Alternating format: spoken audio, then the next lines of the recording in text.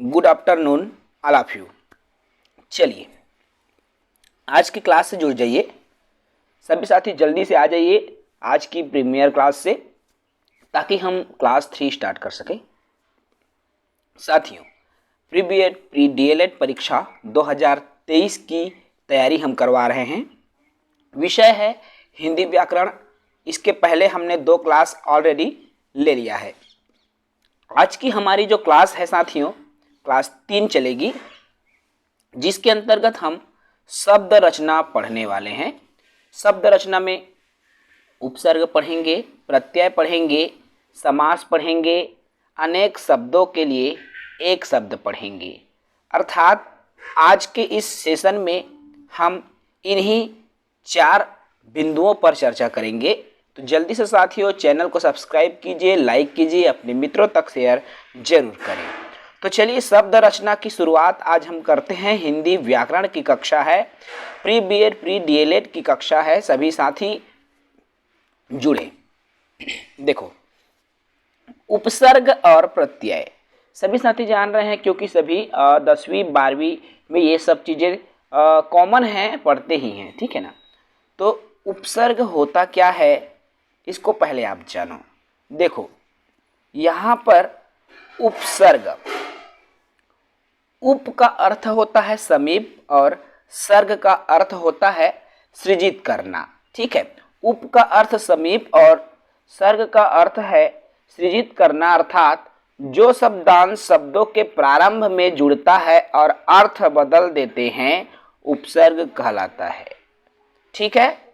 अर्थात उपसर्ग में क्या है, ये जो शब्दांश है किसी शब्द के जब पहले लगेगा तो वो उपसर्ग है ना भाई। आप जान रहे हो इस बात को, जो पहले लगता है वो उपसर्ग है और जो बाद में लगेगा वो प्रत्यय है। ये चीजें तो आप सभी जानते होंगे, ठीक है। ज्यादा इस पर हम बार बार रिपीटेशन नहीं करेंगे, ठीक है। अब यह 5 प्रकार का होता है। जो उपसर्ग है वो 5 प्रकार होंगे, 5 तरीके से उपसर्ग, 5 तरह के उपसर्ग आपको देखने को मिलेंगे। इसको देखो, अब 5 तरह में कितना कितना प्रकार है उसको मैं बता दूंगा। पेपर में आपका अगर आता भी है तो यही चीजें आता है, ठीक है। ये तो जान गए हो ना कि उपसर्ग जो शब्दांश किसी शब्द के पहले लगता है वो उपसर्ग है, ठीक है। अब बात करें हम संस्कृत के उपसर्ग की साथियों, तो संस्कृत में 22 उपसर्ग होते हैं। हिंदी में आपका 13 उपसर्ग होते हैं। उर्दू या फारसी के आपके 19 उपसर्ग होते हैं। इसके अलावा अंग्रेजी के भी उपसर्ग होंगे और उपसर्ग की तरह उपयोग होने वाले संस्कृत के भी अव्यय जो है होते हैं, ठीक है। ये बेसिक सी इंफॉर्मेशन है, आप इनको याद रखें। चलिए अब हम आगे बढ़ें। उपसर्ग की पहचान हम कैसे करें, कैसे जाने कि जो शब्द हमें दिया गया है वो उपसर्ग है या नहीं। क्वेश्चन यहीं से बनता है और हर स्टूडेंट यहीं पर जाके लटकता है, ठीक है ना। अभी पहले पढ़ो उपसर्ग की पहचान हम कैसे करें। तो देखो, उपसर्ग विधि से बने शब्द, नए शब्द का अर्थ उपसर्ग के भावार्थ तथा मूल शब्द के अर्थ के आसपास होता है। क्या कह रहा है इसमें, जब उपसर्ग विधि से, अर्थात जब हम किसी शब्दांश के पहले कोई शब्द लगाते हैं और उनसे कोई जो शब्द बनता है, ठीक है, अर्थात नए शब्द का अर्थ जो पहले के जो शब्द हैं उनके भावार्थ के यदि आसपास होता है, वैसा ही अर्थ अगर देता है दोनों पक्ष, ठीक है, दोनों पक्ष यदि वैसा ही अर्थ देता है तो क्या है, वो उपसर्ग होगा, ठीक है। अभी देखो यहाँ पर एक ट्रिक है उपसर्ग की पहचान की, दिमाग में बैठा लेना भाई। शब्दांश धन शब्द बराबर नया शब्द, यही उपसर्ग है, जानते हैं सभी, जिसे हम उपसर्ग विधि से निर्मित शब्द बोलते हैं, है ना। ये शब्द है, उसके पहले कोई शब्दांश लगा रहे हैं तो ये उपसर्ग है और इससे एक नया शब्द की रचना। जैसे देखो, एक शब्द है हमने लिया है अधन सत्य बराबर असत्य, ठीक है। तो अधन सत्य अ उपसर्ग लगा है सत्य में, वो क्या बन गया? असत्य बन गया। अब इनके अर्थ पर आप जाओ, इस असत्य के आप अर्थ पर जाके देखो साथियों क्या कहता है। तो देखो, अ का अर्थ होता है नहीं, है ना भाई? अज्ञान, मुझे ज्ञान नहीं, जैसे कुछ भी चीज में हम लगाते हैं ना, तो अ का अर्थ होता है यहां पर नहीं, और सत्य का अर्थ होता है सच। तो जो सच नहीं, भाई इन दोनों का अर्थ, अर्थात इस साइड का भी अर्थ यही क्या आ रहा है? इसका अर्थ जो सच नहीं। आप नया शब्द जो उनको जोड़ने से बना हुआ है वो क्या है? असत्य। अधन सत्य बराबर असत्य।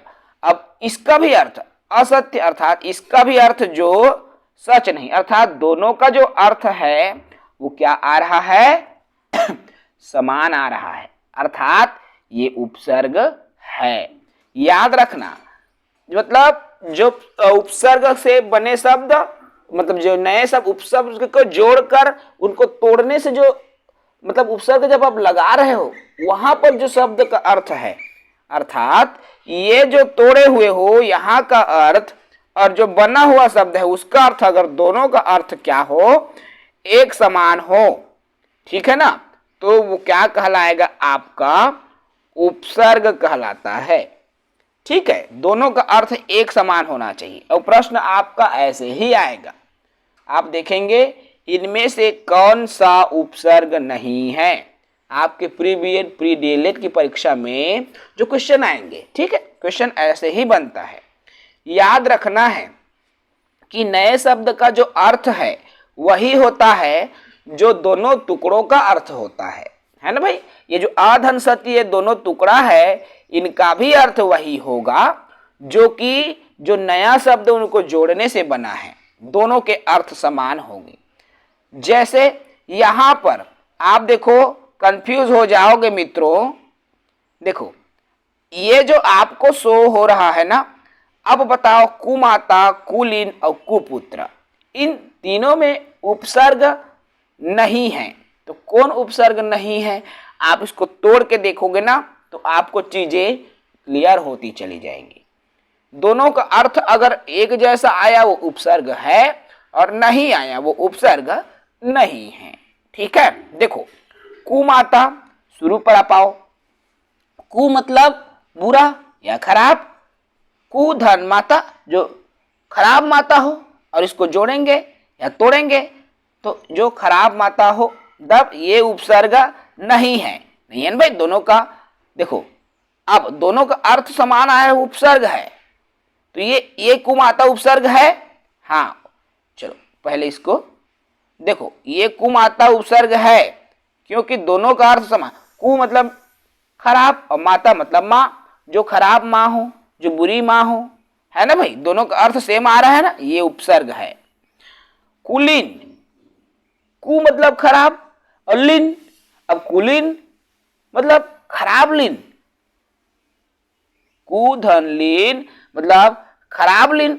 अब इसको जो जोड़ने से एक शब्द बना है कुलीन, अब कुलीन माने अच्छे कुल का। देखो दोनों का अर्थ अलग आ गया ना भाई, तो ये उपसर्ग नहीं है। ठीक है, उसके बाद कुपुत्र, बुरा पुत्र, ये भी उपसर्ग है और ये भी पुत्र। देखो तीनों कैसे पहचान हुआ एकदम, इसका अर्थ एक समान आया, इसका भी अर्थ एक समान आया, लेकिन जब उसको तोड़ा गया तो कुलीन का अर्थ अलग अलग आया, इसलिए ये उपसर्ग नहीं है। समझ गए ना? कमेंट कीजिए यदि चीजें अच्छे से समझ में आ रही है। पॉजिटिव एनर्जी हमें भी मिलता है साथियों। प्लीज कमेंट जरूर करें कि सर बहुत अच्छा लगा, कि बुरा लगा, कुछ कमी रह गई, हम सुधार भी करेंगे। ठीक है,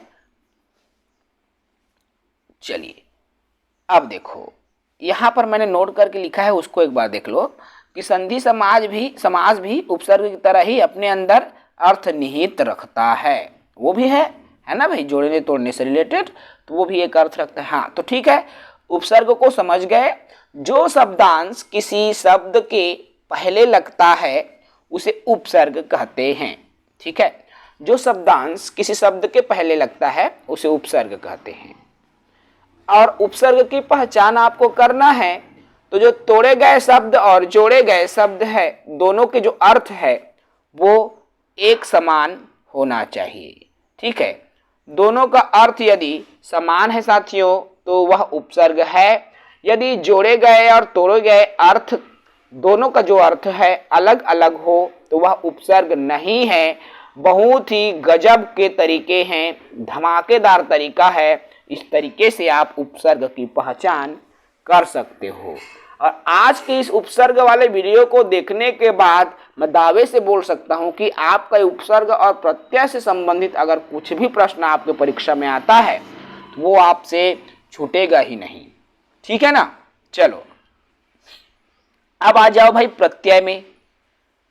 प्रत्यय होता क्या है जानते सभी हैं, नियमों पर हम आते हैं। ठीक है, देखो अब प्रत्यय, प्रति मतलब साथ में या बाद में, और अय का अर्थ है चलने वाला, अर्थात बाद में चलने वाला, अर्थात जो शब्दांश किसी शब्द के अंत में लगता है या बाद में चलता है।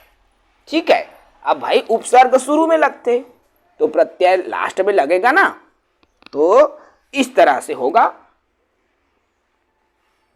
ठीक है, तो चलो समझ गए, जो शब्दांश शब्द के अंत में लगेगा वो प्रत्यय है और जो शुरू में लगता है वो उपसर्ग है। अब यहां पर जब हम प्रत्यय की बात करते हैं, देखो हम जब प्रत्यय की बात करते हैं तो ये जो प्रत्यय है दो प्रकार का होता है। एक तो है आपका कृत प्रत्यय और एक है आपका कृदंत। ठीक है, कृत प्रत्यय और कृदंत आपके दो प्रकार हैं। अब इन दो को समझो, भी याद रखना भाई, भूलना मत प्रत्यय के प्रकारों को, और यही प्रकार आपके कई कई बार आ चुके हैं। देखो अब पहले देखो कृत प्रत्यय क्या होता है। इसके पहला प्रकार है प्रत्यय के कृत प्रत्यय। अब कृत प्रत्यय होता क्या है, तो जो प्रत्यय धातु के अंत में लगते हैं कृत प्रत्यय कहलाता है। समझ गए, मतलब कृत प्रत्यय धातु के अंत में लगेगा वो कृत प्रत्यय है। जैसे आप एग्जाम्पल में देख सकते हो भाई, जो धातु के अंत में लगेगा वो कृत प्रत्यय है और कृत प्रत्यय से बने हुए शब्द को कृदंत कहते हैं। ठीक है, जो धातु के अंत में लगता है, मतलब जो प्रत्यय धातु के अंत में लगता है उसे कृत प्रत्यय बोलते हैं और कृत प्रत्यय से बने हुए शब्द को कृदंत बोलते हैं। परिभाषा समझ के लिए। अब देखो यहां देखो, मैंने दो तीन एग्जाम्पल लिख दिया है, जैसे लिखावट, लिख धन आवट। अब यहां लिख क्या है, धातु है और आवट प्रत्यय है ना। जैसे घटिया, घट क्या है, धातु है और इया क्या है, प्रत्यय है। तो जो प्रत्यय धातु के अंत में लगता है, याद रखना कृत प्रत्यय धातु में ही लगेगा, तो जो प्रत्यय धातु के अंत में लगता है कृत प्रत्यय कहलाता है और कृत प्रत्यय से बने हुए शब्दों को कृदंत कहते हैं। ठीक है ना। चलो अब समझ गए इस चीज को। देखो यह क्रिया के मूल रूप में देखो धातु किसको बोलते हैं, क्रिया के मूल रूप को ही धातु बोलते हैं, याद रखना। जैसे चलना शब्द सुने हो ना भाई, चलना, इसमें धातु क्या है, चल। जैसे पढ़ना, धातु क्या है, पढ़। तो क्रिया के मूल रूप को ही हम क्या बोलते हैं, धातु बोलते हैं। इसको भी याद रखना। कृत प्रत्यय समझ गए, किसी धातु के अंत में जब लगता है तो वो कृत प्रत्यय है। और तद्धित पर आ जाइए, पहले तद्धित को समझेंगे फिर दोनों के बीच में अंतर को समझेंगे। ठीक है, देखो तद्धित, जो प्रत्यय संज्ञा, सर्वनाम, विशेषण के अंत में लगते हैं और नया शब्द बनाते हैं उसे तद्धित प्रत्यय कहते हैं। ठीक है, जैसे देखो अब इससे बने हुए जो शब्द है उसको तद्धितांत बोलेंगे ना, याद रखना। जैसे अपनापन, अपना और पन। ठीक है, जैसे पंडिताइन, पंडित धन आइन। तो ये देखो अब यहां कृत प्रत्यय और तद्धित प्रत्यय के बीच के अंतर को समझो। तो कृत प्रत्यय किसमें लगेगा? धातु के अंत में और कृदांत कहलाता है। तद्धित प्रत्यय किसमें लगेगा? संज्ञा, सर्वनाम या विशेषण में। तद्धित लगेगा संज्ञा, सर्वनाम, विशेषण में, और कृत प्रत्यय लगेगा धातु के अंत में। ठीक है ना। और तद्धित प्रत्यय संज्ञा, सर्वनाम, विशेषण के अंत में लगता है और ये तद्धितांत बनाता है। समझ गए ना? प्रत्यय के दोनों प्रकार को समझ गए। मतलब कृत प्रत्यय क्या है? धातु के अंत में लगेगा, और तद्धित प्रत्यय संज्ञा, सर्वनाम और विशेषण के अंत में लगेगा। क्लियर है साथियों? चलिए आगे बढ़ते हैं। अब देखो उपसर्ग प्रत्यय आप सबको समझ में आ गया होगा। अब हम देखेंगे यहां पर समास। ठीक है, समास होता क्या है? समास से भी प्रश्न आपका बनता है। 10 नंबर के आएंगे भाई हिंदी में, कहीं से भी पूछ देगा ना आपका। कभी ये मत समझो कि यहां से प्रश्न नहीं आता है ना। प्री बीएड की पढ़ाई है, कहीं से भी आपको उठा के पूछ सकते हैं। तो पहले समझो समास होता क्या है, बेसिक सी इंफॉर्मेशन, ज्यादा नहीं करेंगे। समास का शाब्दिक अर्थ है संक्षेप। भाई नाम से स्पष्ट है, संक्षेप मतलब समास। अब जब ये दो शब्दों से मिलकर बना है, ये समास क्या है? दो शब्द से मिला है, सम धन आस, अर्थात समास। तो समास का अर्थ है संक्षिप्त। ठीक है ना। इसमें सम का अर्थ संक्षिप्त या सुंदर, और आस का अर्थ है कथन या शब्द। ठीक है। तो दो या दो से अधिक जो शब्द मिलकर के जो नया शब्द बनाएंगे वही समास है। एक दूसरे तरीके से समास की डेफिनेशन समझो तो देखो, समास का शाब्दिक अर्थ संक्षेप या संक्षिप्त होता है। इसमें दो पदों का योग होता है, याद रखना। जो समाज है साथियों, समास दो पद जुड़ेंगे। अब समास के प्रकार की जब हम बात करें, ठीक है, तो आप सभी जानते होंगे समास के 6 प्रकार हैं, है ना भाई, जिसे समास के भेद भी कहते हैं। अब तो आप समास के भेद को बिल्कुल क्रम से याद रखना भाई, क्योंकि कुछ चीजें ऐसी होती हैं ना जिसको आप क्रम से याद रखोगे तब उसके जो ट्रिक्स हैं वो पता चलता है। देखो इसको, आपको यहां पर एक ट्रिक करके दिखाई दे रहा होगा स्क्रीन पर, है ना भाई। अब तक दादा, ये मेरी खुद की ट्रिक्स है, मैंने खुद इसको बनाया है और फॉलो भी किया है। तो अब तक दादा, अब तक दादा, ये ट्रिक्स है और इसी ट्रिक को उपयोग करना है। अ से हमारा अव्ययी यहां पर देख पाओगे, अ से अव्ययी भाव, ब से बहुब्रीहि समास, त से तत्पुरुष समास, क से कर्मधारय, और दा से द्विगु, एक और दा से द्वंद्व, द्विगु पहले फिर द्वंद्व। ठीक है, 6 प्रकार हैं, 6 भेद हैं समास के। अब चलो हम इन्हीं भेदों को एक एक करके जानेंगे। समझ में आ रहा है साथियों? चलिए, अव्ययी भाव देखो, अव्ययी भाव क्या होगा उसको समझो। तो पहला पद प्रधान व अव्यय। देखो अव्ययी भाव समास की पहचान कैसे करेंगे? जब आपके सामने कोई शब्द दिया हुआ है तो याद रखना उसका जो शुरू का पद है, जब उसको तोड़ोगे ना आप, उसका जो शुरू का पद है वो क्या होगा? प्रधान पद होगा, अव्यय होगा। अव्यय को आप याद रखो, अव्ययी भाव नाम से स्पष्ट है, अव्यय जो नष्ट नहीं होता। ठीक है, अव्यय मतलब जो नष्ट नहीं होता। अब इसको पहले एग्जाम्पल में समझो। देखो, यथा विधि, विधि के अनुसार, प्रतिदिन, प्रत्येक दिन, आजीवन, जीवन भर, आमरण, मरते तक। देखो इसमें मरते तक, विधि के अनुसार, दिनों दिन, जीवन भर, ये जो शब्द है एक ऐसे शब्द है जो कभी वो शब्द बार बार, मतलब वो शब्द तोड़ने से भी आ रहा है, अर्थ निकालने से भी आ रहा है, वो नष्ट नहीं हो रहा है, वो अव्यय है। ठीक है, वही शब्द अव्यय है, इसलिए यथाविधि, प्रतिदिन, आजीवन, आमरण, ये सभी किस में आएंगे? अव्ययी भाव समास में आएंगे। ठीक है भाई, यहां विधि नष्ट हुआ क्या? यथाविधि, विधि के अनुसार, प्रतिदिन, दिन भी नहीं हुआ, आजीवन, जीवन भर, ये जीवन शब्द क्या, उसके अर्थ खत्म हुआ। अब समझ रहे हो ना इसको? अव्ययी भाव यही कहलाता है।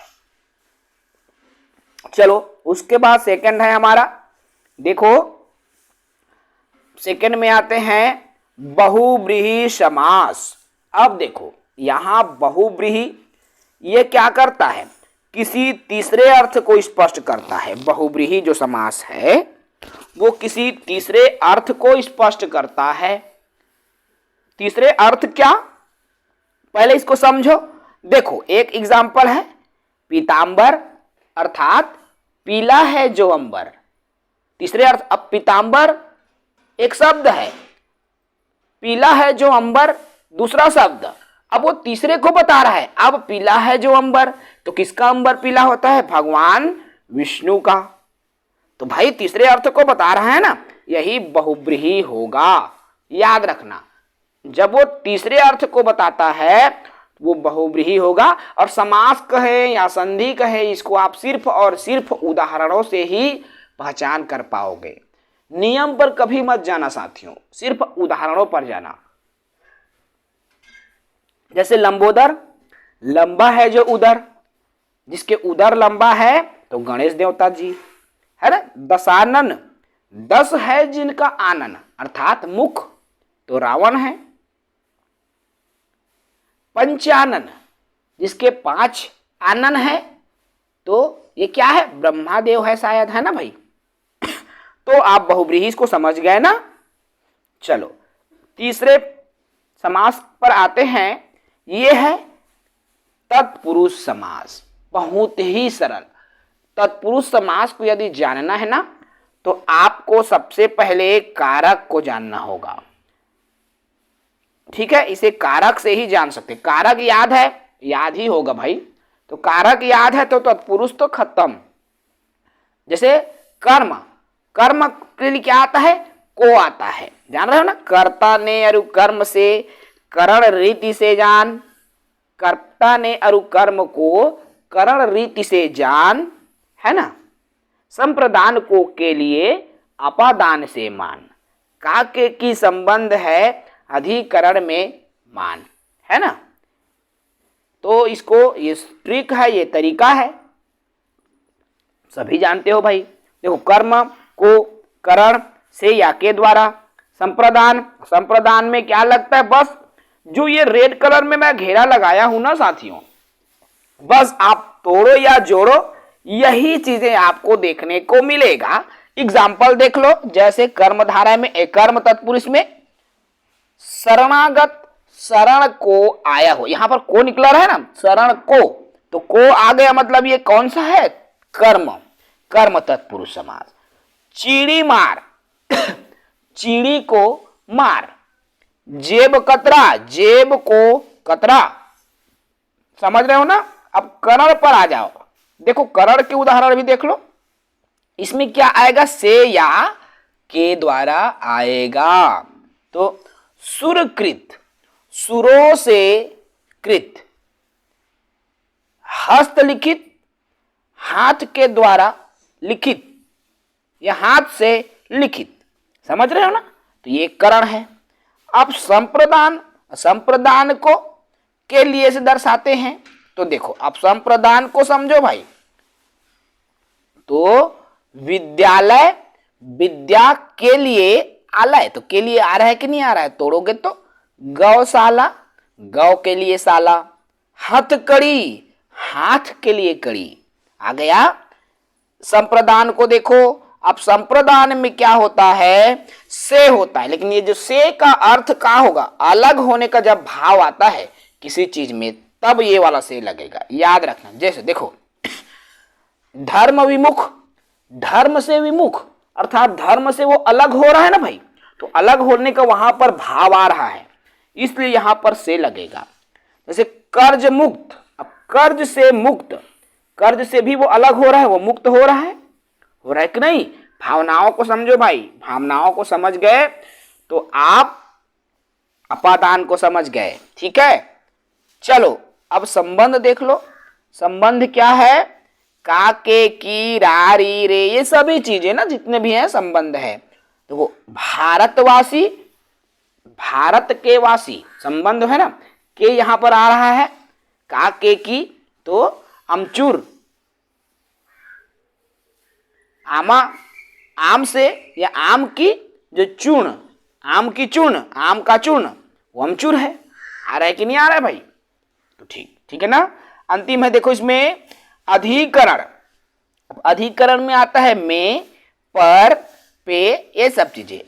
जैसे अधिकरण का एग्जांपल देखो, आप बीती, आप पर बीती, ठीक है ना। लोकप्रिय, लोगों में प्रिय, आ रहा है कि नहीं आ रहा है, आ रहा है ना भाई। तो ये तत्पुरुष को आप पहचान कर लोगे। सबसे सरल जितने 6 समास है उसमें सबसे सरल अगर कोई है तो वो तत्पुरुष समास है। चलो चौथा समास आ गया हमारा कर्मधारय। अब देखो यहां कर्मधारय की जब बात की जाती है तो तुलना की हम बात करते हैं, संबंध की हम बात करते हैं, ठीक है। तो जब उपमेय और उपमान का संबंध बताया जाता है तो वहां कर्मधारय होता है। जब उपमेय एवं उपमान का संबंध बताया जाता है तो वहां पर कर्मधारय होता है। देखो अब देखो यहां नीलांबर, नीला है जो अंबर। अब यहां पर आपके एक सवाल आएंगे कि सर बहुब्रीहि समास और कर्मधारय समास एकदम हूबहू है, कैसे जाने। तो भाई हमने शुरू में बोल दिया ना, उसमें तो तीसरे अर्थ को बताएगा और इसमें क्या होगा। देखो नीला है जो अंबर, अब जिसका अंबर नीला है उसको क्या बोलेंगे, क्या इंद्र देवता बोलेंगे, नहीं। तो देखो अर्थात यहां पे उसकी तुलना की जा रही है, उपमेय या उपमान अर्थात उपमा दिया जा रहा है, उसकी तुलना की जा रही है। पहले में देख लो नीलांबर मैं अभी लिखा हूं, मतलब नीला है जो अंबर, अर्थात अंबर का रंग कैसा है, नीला है ना। अर्थात नीलांबर मतलब अंबर की तरह, आकाश की तरह जो नीला है, मतलब तुलना की जा रही है ना यहाँ पर, आकाश की तरह जो नीला है, नीला है जो अंबर की तरह, ठीक है। तो ये नीलांबर सब तुलना की जा रही है ना भाई। मानी एकर तरह दिखथस, हमन कथन ना फलाना लड़का तह बड़ एकदम मिथुन चक्रवर्ती से ही दिखथस, ऐसे बोलता ना भाई। तो यही बात है, ठीक है ना। चलो चरण कमाल, चरण के समान कमल, चरण के समान कमल। अब भाई उसका चरण है वो कमल की तरह है, तुलना की जा रही कि नहीं, माने उसका जो चरण है, चरण का भगवान को बोलते हैं ना चरण कमल, भगवान के जो चरण है कमल के पुष्प की तरह है, तो चरण कमल, तो यही है तुलना की जा रही है उसकी, ठीक है। ये कर्मधारा है, याद रखना, बहुब्रीहि और कर्मधारा समझ गए। कमल नयन, अब उसकी जो नेत्र है कमल की तरह है, कमल की तरह नेत्र या नयन, ठीक है। तो कर्मधारा और बहुब्रीहि में डाउट मत हो भाई किसी को, इंपॉर्टेंट है। तो कर्मधारय को समझ गए है ना। चलो अब देखो 5 और 6, 5 में है द्विगु और 6 में है द्वंद्व। अब यहाँ द्विगु कह दिए साथियों, मतलब आप संख्या की बात कर रहे हो, याद रखना इस बात को। द्विगु समास अर्थात जो संख्यावाचक, जिसका पहला पद संख्यावाचक हो, वे द्विगु समास होगा। और द्वंद्व समास में जब एक समासिक जो शब्द है उसके बीच में जैसे डेस जैसा लगता है ना, जैसे माता पिता और शब्द लगता है, वो डेस, माता के बाद डेस लगेगा और पिता लगता है। बहुत सी चीजों में, जैसे दिन रात लिखोगे, दिन रात, दिन के बाद डेस करोगे फिर रात लिखोगे, लिखते हो ना। जैसे सुख दुख, सुख के बाद डेस डालोगे, दुख लिखोगे, तो ये द्वंद्व है। तो सबसे पहले द्विगु को देखो। तो द्विगु समास जिसका पहला पद संख्यावाचक हो, जैसे चौराहा, चार जहां राह, चौपला, सप्ताह, दोपहर, त्रिकोण, षटकोण, त्रि है, षट है, छह की बात करें, यहाँ सप्त माने 7 की बात की जा रही है ना। तो ये संख्यावाचक को शो कर रहा है ना भाई, तो ये क्या हो गया, द्विगु हो गया, बात खत्म। छठवां में आ जाओ, द्वंद्व। अब यहाँ द्वंद्व में मैंने बोल दिया कि दोनों के बीच में डेस लगे रही, ठीक है, जिसको और बोलते हैं। दिन रात, दिन और रात, आप देख लो, माता पिता, माता और पिता, सुख दुख, सुख और दुख, रुपया पैसा, बीच में डेस दिख रहा है ना, तो यही तो आपका द्वंद्व समास है, जहां पर आपको डेस दिख गया, ठीक है। और डेस को क्या कहते हैं भाई, विराम चिन्हों में आप पढ़ोगे, इतना सारा है बता रहा हूं मैं। विराम चिन्ह में जब आप जाते हो ना, तब आपको चीजें क्लियर होती है।